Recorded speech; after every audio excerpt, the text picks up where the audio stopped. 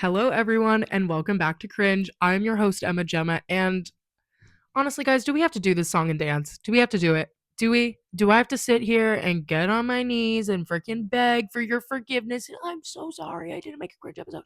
I'm so sorry.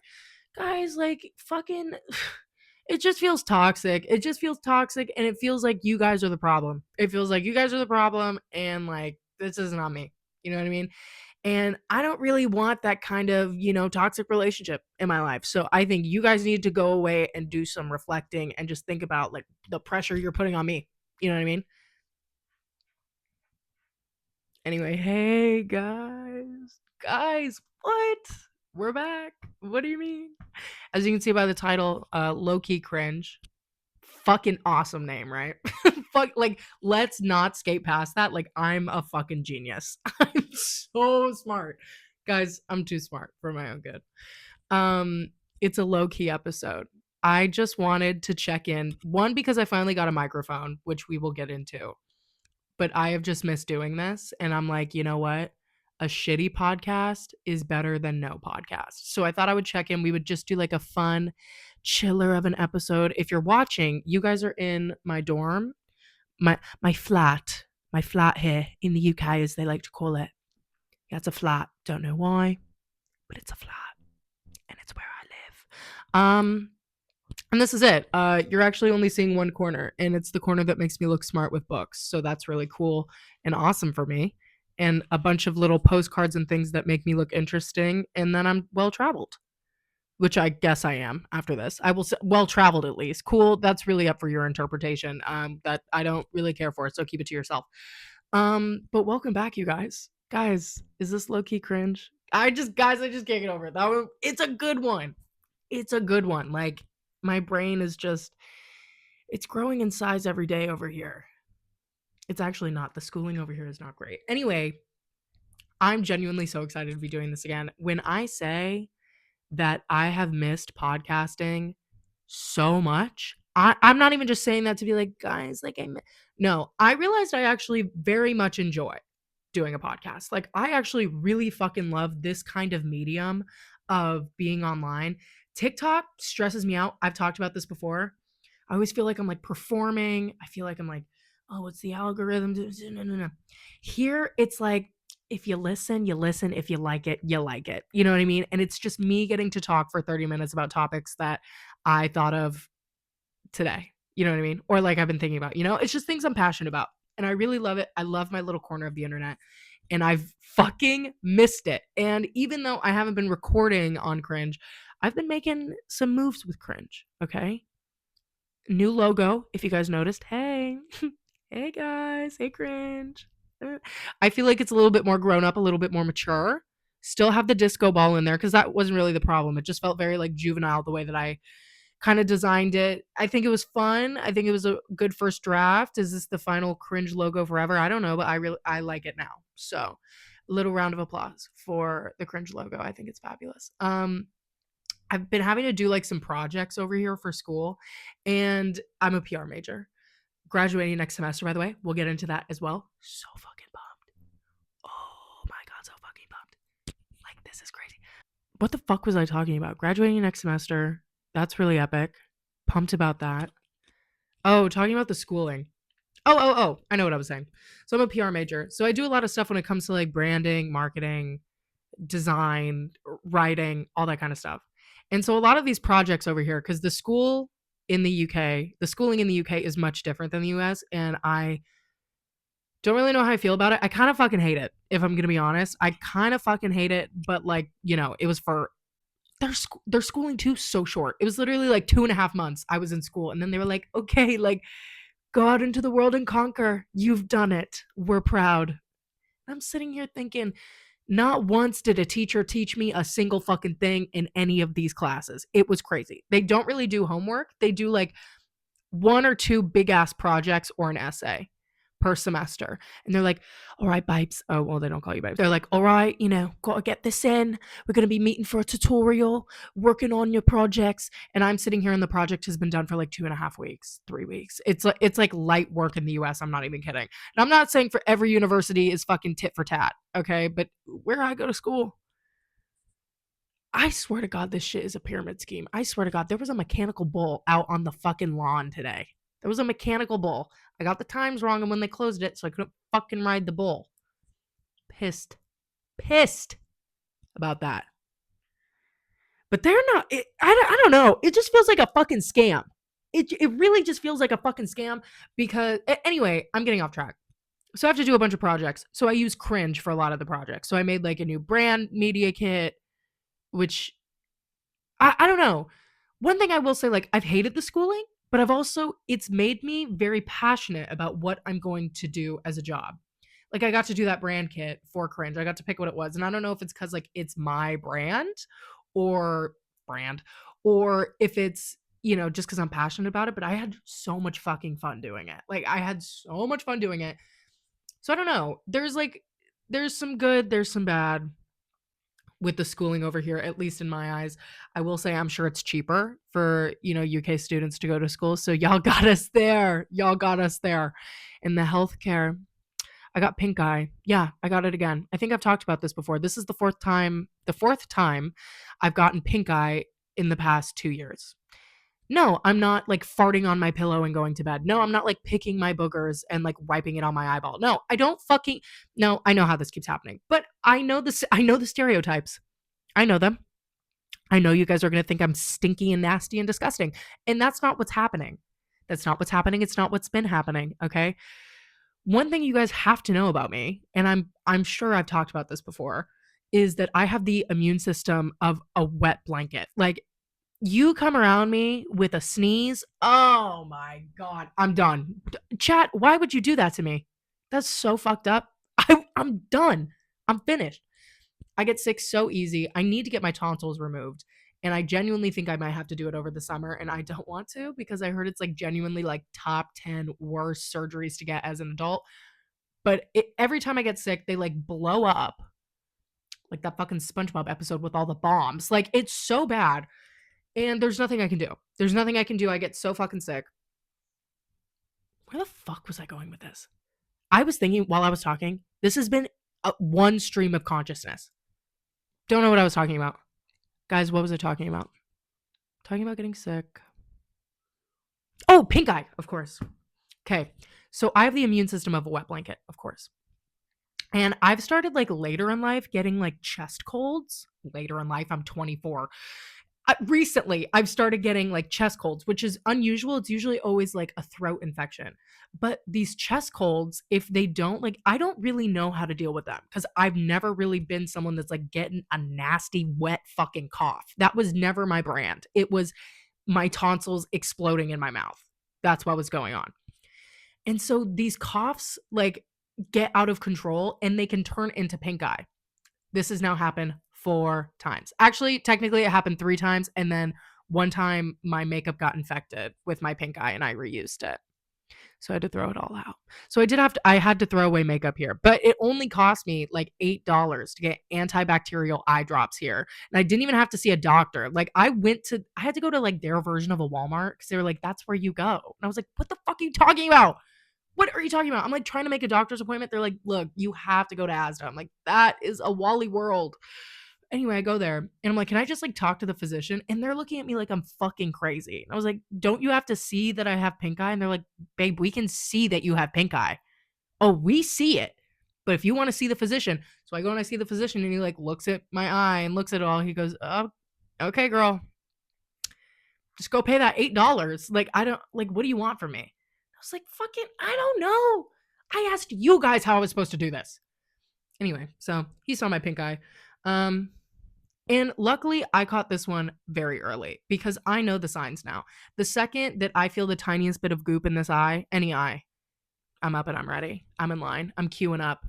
I said, okay, my boyfriend came and visited. Oh, it makes me cringe. It makes me cringe. I was like, I literally said, should we queue up for this? Oh my God.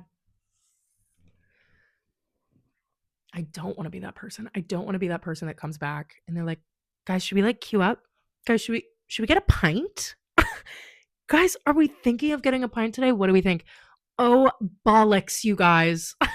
I forgot my purse. I don't want to be that fucking asshole. I can't do it. I cannot. I can't during my time abroad. Well, no, I am gonna be that asshole. I know I'm never gonna shut the fuck up about this. I know it. Because listen to me right now. I'm never gonna stop. Guys, I just can't stop talking. Are you guys hearing this too? I can't stop. This is like bad. I think it's just like I haven't had the time to like let it all out like on a podcast. So now I'm just like, I'm gonna tell you everything I've ever thought for the past 3 months. Speaking of, getting back to the microphone situation. If you're watching me hold the world's tiniest violin as a microphone. Um, my big ass microphone, I decided right before I came over here that I was not going to bring it. And it was so generous and willful of me, ambitious even, to think that I was going to do cringe abroad like from the jump. That's what my mind was going to. I remember talking about it on the podcast. I talked about it with other people. You know, when you have something looming on the horizon, doesn't even have to be bad, like study abroad or graduating or finding out what school you got into after high school, uh, getting a new job. Did you get the job?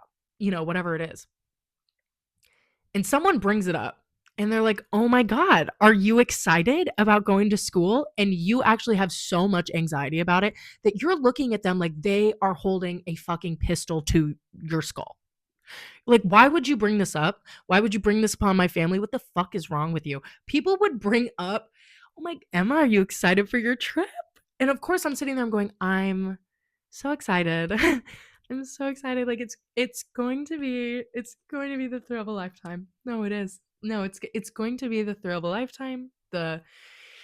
It's gonna be the peak. It's gonna be my peak, isn't it? Guys, what do you think? Probably. Probably the more I think about it. And on the inside, I'm genuinely wanting to vomit. I'm wanting to vomit and I'm crying internally that I don't want to go. I I held it in so good. So good. When I first moved out for college, I was like sobbing all the way to the door. You know what I mean? That's a little different. That's like the first big move, you know. I was the first one in my family to like go to college, like in my immediate family. So like me moving was like, you know. But going abroad, it was like, okay, like, okay, I'll be back. I'll be back. And I've already done this song and dance. So I don't cry. I don't cry. I don't cry saying bye to my Nana. I don't cry saying goodbye to my brother. You know, none of that. I'm driving to the airport with my mom. I also can't do it. I always cry leaving my mom. You can't not, especially when you're like going somewhere brand fucking new. And I'm sitting there thinking, yeah, you know, it would be fucking nice to have my mom here, wouldn't it? It would be fucking nice to have my mom come and help me out with this shit. That'd be pretty cool, you know? It felt like going to kindergarten again and just wanting to hold your mom's hand all the way in through the door, but this time it was TSA. And she could see that because I was audibly sobbing for, for like 2 hours. I just couldn't stop crying. I'm terrible at any airport. If I'm leaving for months, if you're leaving for a weekend, doesn't matter. I'm crying. An airport will always make me cry. It's gonna get me every fucking time. When my boyfriend left for when he came and visited, oh my God. Chat, I'm seeing him in a month and I'm sitting there, I'm like, you know, I've really cherished the time we have to get. Hey, take a breath, babe. Babe, take a breath. He's not dying. Neither are you. It's okay. But like feelings are valid. You know what I mean? Like I'm not going to sit here and be like, "Hey, you can't get upset at the airport." I think that's a very sweet quality about me. I will cry at an airport. I will always cry at an airport, and I will also always get Cheez-Its at an airport and an apple juice. That is my go-to. But when my mom is dropping me off at the airport, I'm like hysterical. I can't stop hugging her. I don't want to go. I don't want to go. I just, oh my God, I also hated flying. I've gotten over a fear of flying. Knock on wood. Pretty much over it. I don't have to take anxiety meds anymore for it. And it was just such a moment. It was such a moment because it was like just ripping the band-aid off in so many ways, getting on a fucking 11-hour flight, hate flying, you know, saying goodbye to everyone, realizing like feeling selfish because I'm like making this choice of leaving. And meanwhile, literally no one is being like, Emma, this is selfish. But I'm sitting there every night being like, you are uprooting everyone's life. This is what you're doing. This is what you're doing to your family. and it's fucked up. And it's fucked up, and you really need to repent. I'm not religious, but think about it. Give it a gaggle, give it a giggle. And getting here was, I don't know. I can't believe I thought I was going to do Cringe Abroad because like genuinely the last week before I left, I couldn't think about anything else besides the paralyzing fear that I had of this entire experience. And now that I'm sitting here in my room, it's actually making me emotional. It's like I would see all these TikToks and it's like leaving for study abroad is so hard. And like you are gonna cry at the end of it. Like you cry when you leave, or you cry when you go, and you cry when you leave. And I'm like, I'm not like, okay. But really, like it is a fucking scary thing to do. It is a scary thing to do. And I think it really hit me hard because I just walked into it being like, it's not going to be that bad. But I was also horrified at the same time. I don't know how to describe it. Like, I was so underprepared and over anxious. That's how I describe it. Oh, underprepared, over anxious. Oh, that's perfect. Oh my God. So write that down. Write that down. Guys, write that down. That's how I feel 90% of the time. But that's really how I felt with this. I just felt like I had no idea what was going to happen, and it scared the living shit out of me. I actually wrote, and I haven't opened it yet, and I'm opening it when I get back. I wrote a letter to myself before I did study abroad, and I'm very curious to see what I wrote. Because I remember when I wrote it, I was like, oh, it's going to be the same bullshit as always. Like, who even cares? You're not even going to feel different. Like, this sucks. Thinking back, wow, I really like the feelings that I had about moving abroad were genuinely just, oh my God, this is the end of your life. What was I thinking? I was seriously sitting there thinking, you fucked everything up. I don't know why you made this choice for yourself. This is so scary. There's no way it could go good. Mind you, I wasn't on Prozac yet when I was thinking all this. Okay, I'm now on Prozac, and life has a lot more color in it. I'll tell you that right now. Okay, so that is a factor, and I don't know. It's just been a really, really cool time. And I don't want to like take up all the stories or anything, because like as the title says, this is Lowkey Cringe. Okay. I have plans for a cringe comeback, more social media stuff, getting into the business. Oh my God. Those podcasters that are like, we have something really exciting for you, but we can't get into it yet. That's what I'm doing right now. To the 80 people that listen. Hey guys, look, we have something big dropping soon, but can't reveal it yet. But I do want to talk about my microphone because like I was saying, I'm using this tiny, tiny, tiny microphone. I finally get over here and get comfortable. That took about a month and a half. Okay. That took about a month, honestly, to where I was like, okay, I think I can breathe now without like freaking the fuck out. And so I was like, Mom, can you mail me my microphone?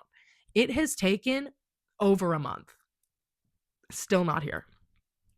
Still not here. And a big reason that I had her send it was I'm taking a podcasting class and I wanted to use my own microphone.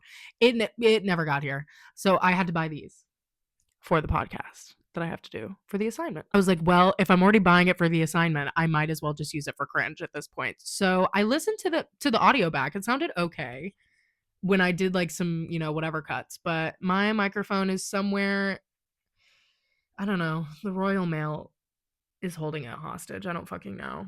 They probably threw it in the harbor to get back at us for that whole tea thing, whatever the fuck that was. But like, I wasn't even fucking involved, dude. Like, I wasn't even there. I literally fucking wasn't even there. I don't even fucking drink tea, dude. And don't say fucking matcha is a tea. You fucking know you fuckers weren't drinking fucking matcha in 1770 whatever. So just don't even start. Just don't even fucking start with me. I've actually only drinking tea one time on this whole trip. I went to a bookstore and I didn't realize it. I loaned it out. The Blue Sisters by, what's her name? Don't remember. Great book though. Really good book. I went and I bought the physical copy because I just love the art style of the covers. I'll insert a picture. I also read half of Cleopatra and Frankenstein, even though it is a cover photo on my Instagram. I never finished it. So poser when it comes to that. But I went and I bought it at the UK's version of Barnes and Noble, which is called Waterstones. And it happened to be the book of the month.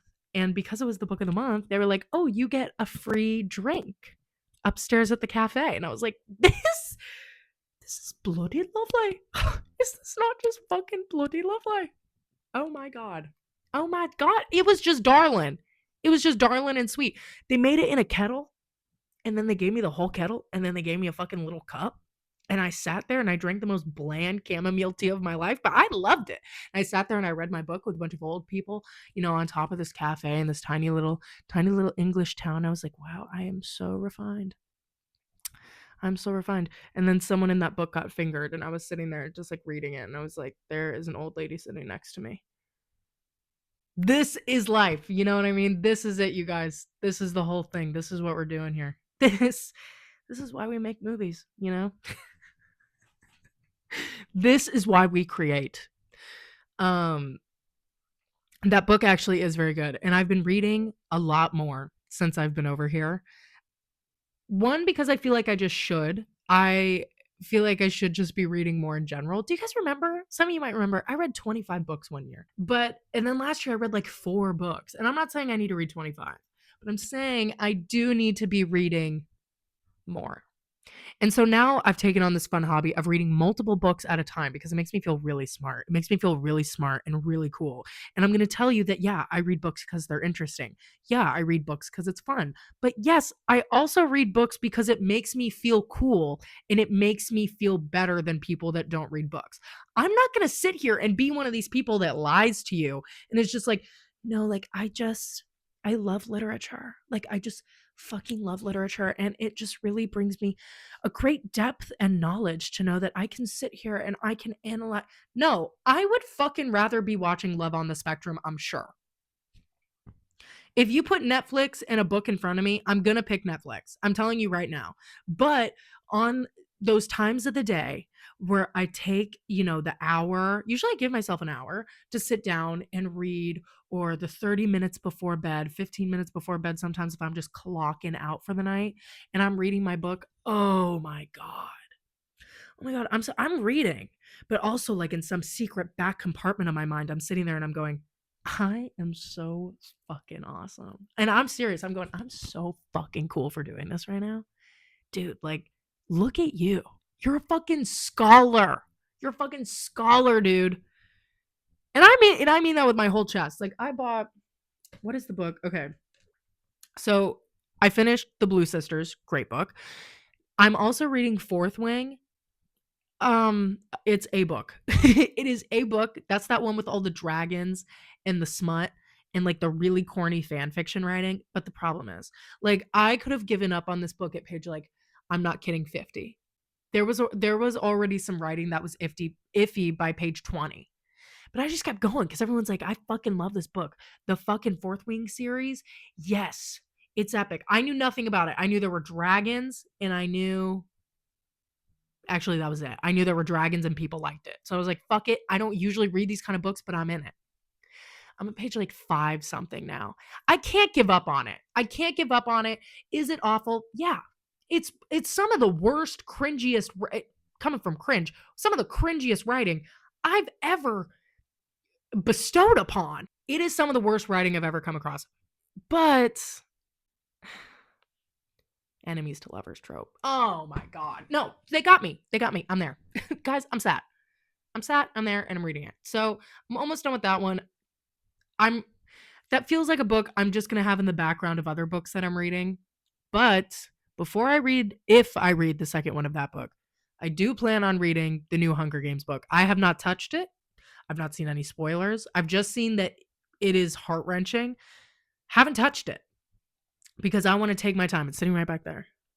All beautifully. Hard copy. Found it for $10 at some random store in the mall here. Don't know why. Because at a different store in the mall, it was like 25. So I don't know. Maybe it's in Korean or something. Maybe it's in the wrong language. I don't know. I don't know how I got it for so cheap, but I did. And I'm not going to question it.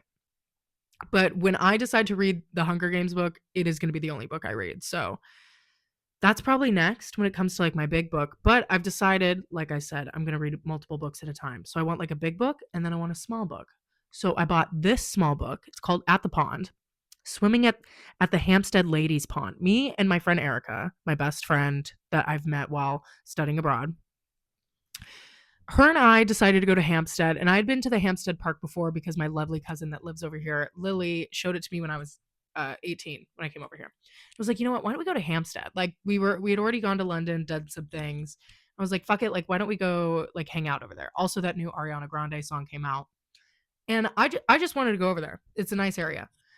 And we came across the Hampstead Ladies Pond that I don't know if Lily told me about it when I first came over here. It just looks like a fucking utopia. It is. They have three ponds. They have a mixed pond, they have a male pond, and then they have a woman's pond. And it's like only women.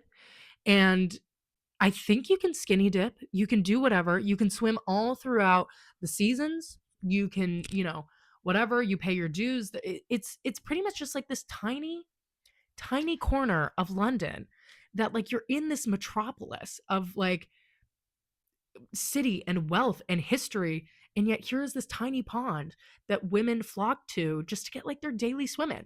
And so this is once we found out about it, because I had to piss, I had to pee really bad, and we found it and I was like, that is so fucking cool. And then there was a bookshop nearby, Daunt Books. It wasn't the location I thought it was. I thought it was this other cool one, but it was one of the Daunt Books locations, and they had this book about the ladies ponds, and it's a bunch of essays about women that swim at the pond, and Erica and I are going to go back and swim at it. So I thought that I would read this in the meantime.